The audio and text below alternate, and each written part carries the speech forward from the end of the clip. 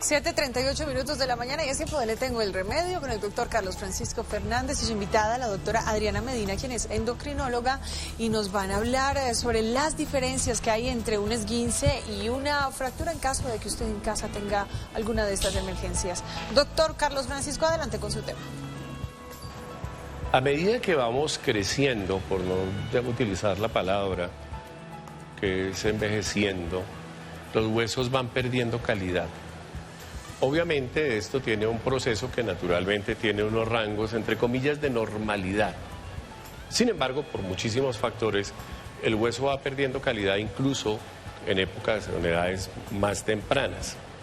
Y consecuencia de eso, pues pueden llegar las fracturas.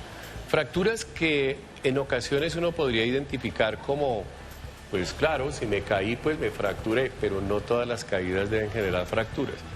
Por supuesto, hay fracturas que se presentarían incluso sin ningún tipo de trauma, sin ningún tipo de lesión, son las fracturas patológicas.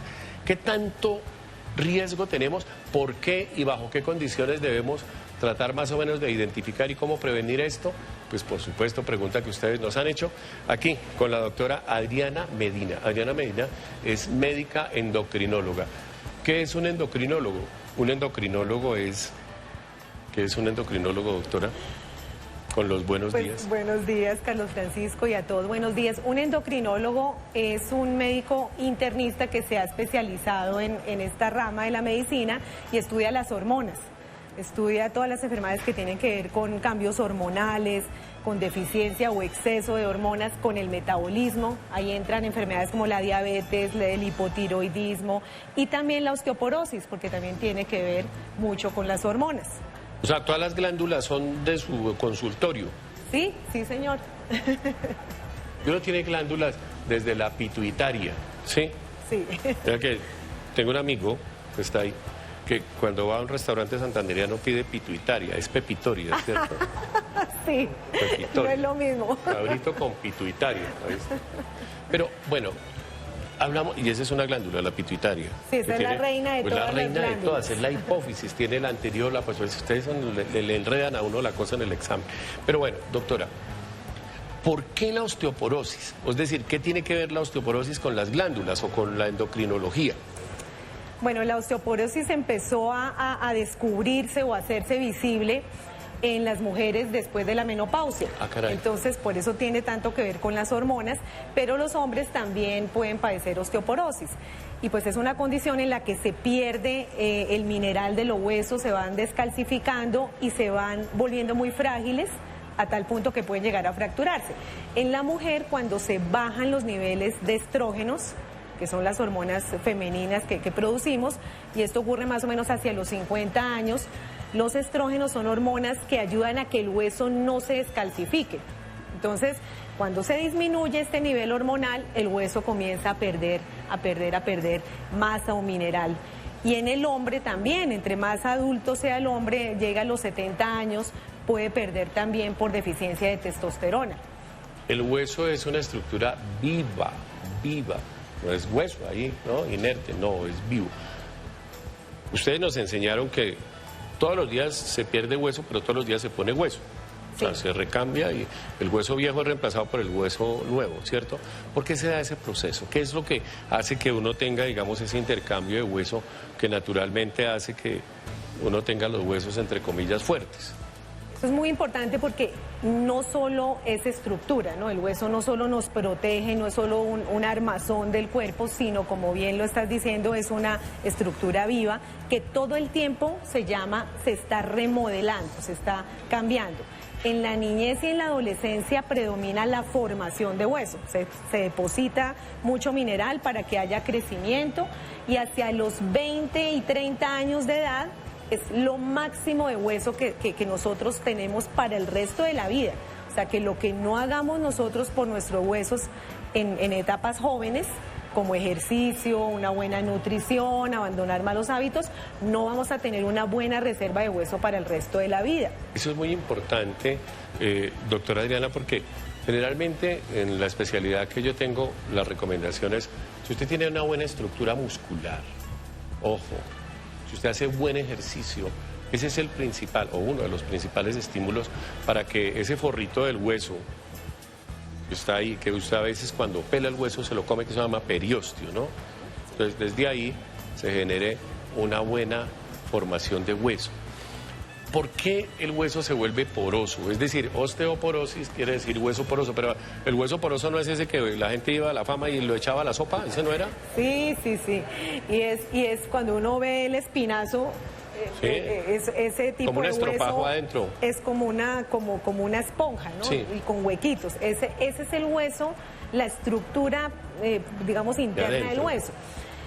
Después de los 40 años más o menos comenzamos a perder hueso, todos. Comenzamos a lo que habíamos ganado en la juventud, después de los 40 que aún seríamos jóvenes, pero ahí se empieza a perder masa ósea. Por eso es que las personas, iba a decir las personas viejitas, pero no se puede decir.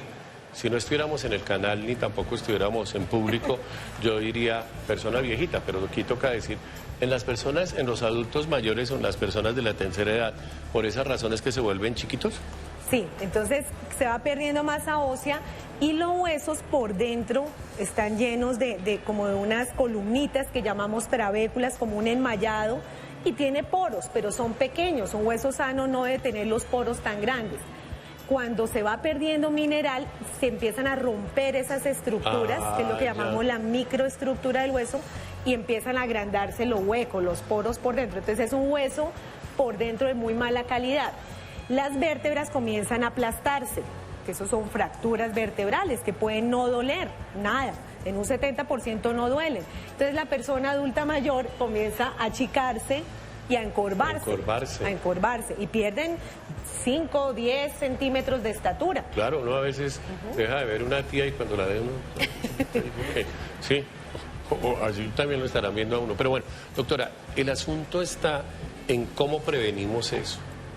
Entonces, la prevención debe ser desde la infancia, deberíamos tener conciencia desde... Ahí está Sampaio. Sampaio, es que él dice que él se bebe 2 litros de leche a la semana y es que eso es bueno. Bueno, es bueno, o sea, es bueno consumir calcio de la dieta. ¿Pero leche? O sea, un lácteo, los alimentos que más contienen calcio son los lácteos, pero puede ser el queso, el yogur, la leche. Deberíamos consumir por lo menos 3 lácteos en el día para tener un excelente aporte de calcio, pero hay otros alimentos también que lo contienen. Doctora, ¿y los que somos intolerantes a la lactosa, qué nos fregamos? No, el queso no tiene lactosa, puede consumir queso, el yogur griego también, brócoli, sardinas, frijoles, las leguminosas también aportan calcio. Claro, eso entonces, está una alimentación... Sí, sardinas para usted, pero venga, el brócoli que es tan delicioso. ¿A usted le gusta el brócoli? A mí sí me gusta, pero no a todo el mundo le gusta, sí. Brócoli, las nueces, las almendras, los frutos secos también contienen calcio. O sea, la alimentación rica en calcio sin duda es un componente que favorece la génesis de hueso sano y por supuesto va previniendo esto. ¿Qué más?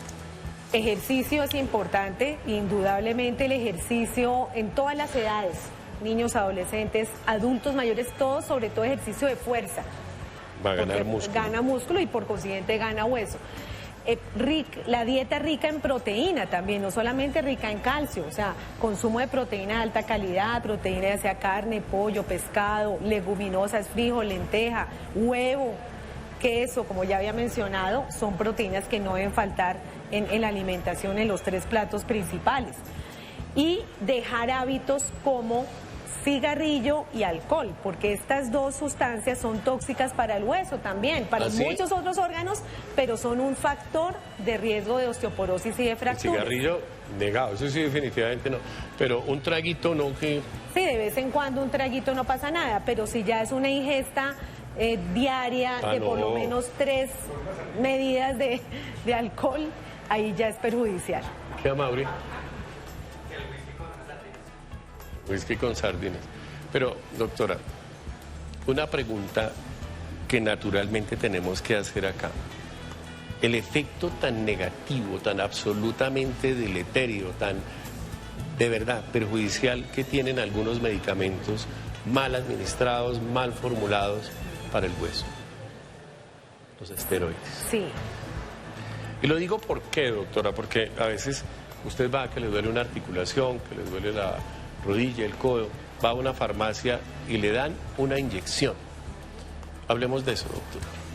Sí, o sea, hay medicamentos, como bien lo está diciendo Carlos Francisco, los corticoides, la prednisolona, la dexametasona, son medicamentos que deben ser exclusivamente de prescripción médica, únicamente, nunca autoformularse, ni alguien que no sea médico que se le recomiende, porque estos medicamentos o estos corticoides tienen unos efectos totalmente negativos. Pueden llevar a aumento de resorción o pérdida de hueso, disminución de la formación de hueso e inhibición de la vitamina D, que es necesaria para que se absorba el calcio para los huesos. Entonces, ojo, ninguna inyección de esas que le van a... No, nada, que le van a, vaya al médico.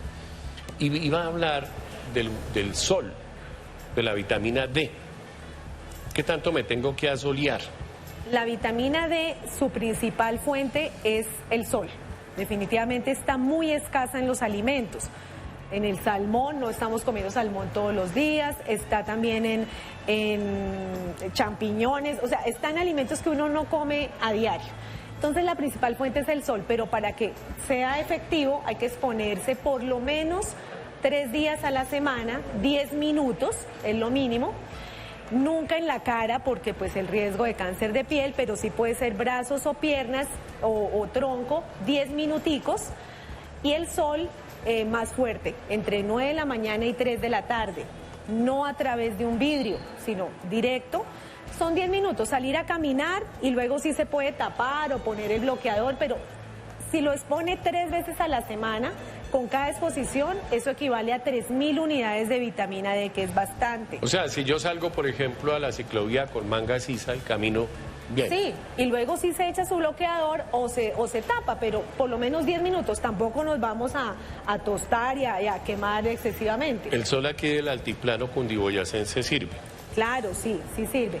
Como estamos en una ciudad tan grande, Bogotá, y con tanta contaminación, esa capa de ozono, esa nube de contaminantes en el aire hace que los rayos no lleguen directamente. O sea, doctora, es una limitante. Volvamos otra vez, pues obviamente hay que procurar esto, pero siempre recomendaciones sencillas que les sirvan, que nos sirvan a todos. ¿Es verdad, doctora, eso es lo que dicen en esas cuñas de la televisora, que una persona se cae y puede rompérsele todos los huesos? Bueno, sí, a veces exageran en las cuñas, pero no, pues sí. Claro, y ahí no, se cayó y entonces quedó así lisiado. Pero sí es cierto que una persona que tenga osteoporosis, que ya sus huesos estén frágiles, si se cae y pone la mano para no dejarse golpear la cara y alcanza a tener reflejos y pone la mano, se fractura la muñeca, se fractura aquí el antebrazo distal. Esa es una fractura por fragilidad, cuando uno se cae de su propia altura. Y esa es la primera seña de que ya tiene osteoporosis. Y muchas veces la persona se fractura, le van y lo atienden en urgencia, lo inmovilizan y se va a la casa y nadie le dice, oiga, usted no ha debido fracturarse cayéndose de su propia altura. Seguro tiene osteoporosis. Si es un adulto más mayor y se cae y de pronto ya no tiene reflejos, cae medio lado y se fractura la cadera. O puede incluso alzar una bolsa pesada, una maleta, un maletín o las bolsas de mercado y se fractura la vértebra o 2 vértebras. O sea, es así la fragilidad, o alza un nietecito y se fractura y puede no sentir, o sea, la de cadera le va a doler, la del brazo le va a doler, pero las fracturas vertebrales pueden no doler en la tercera parte de los casos, solamente duele. Yo los veo las fracturas, yo lo veo en las radiografías, una disminución de 30-40% en el cuerpo vertebral y uno dice, wow, ¿sintió algo? Nada, pero bueno, doctora, muchas gracias por estar aquí. La verdad es que ustedes profesionales como la doctora Adriana, endocrinólogos, pues viven hasta el tope de consulta porque hay poquitos. Entonces aprovechemos estas recomendaciones y por supuesto la invitación queda abierta, doctora, porque siempre con esa capacidad didáctica que usted tiene, contarnos como si estuviéramos en la sala de la casa, las cosas de verdad nos gusta mucho y nos sirve. Y algún día nos habla de la pituitaria. Claro que sí. de la pituitaria o de la hipófisis, mejor, porque si no se confunde. Sí, de la pepitoria. Sí, esa es la que determina, esa sí que es complicada, la estatura, las hormonas tiroideas, bueno, una cantidad de cosas. Doctora, muchas gracias por estar con nosotros. Y por supuesto, de cuando acá nosotros no tenemos una cultura alimentaria y una cultura, digamos, de hábitos que conjuntamente con el ejercicio y demás deberían formar parte de los currículos escolares, por supuesto, de todos los elementos de promoción y prevención y, por supuesto, del componente nuestro de deberes que tenemos con nuestra salud. ¿De cuándo acá dejamos todo esto simplemente para cuando ya las cosas se presentan? ¿De cuándo acá? ¿De cuándo acá? Suscríbase a nuestro canal de YouTube, active la campana y no se pierda las últimas noticias. Somos Canal City TV.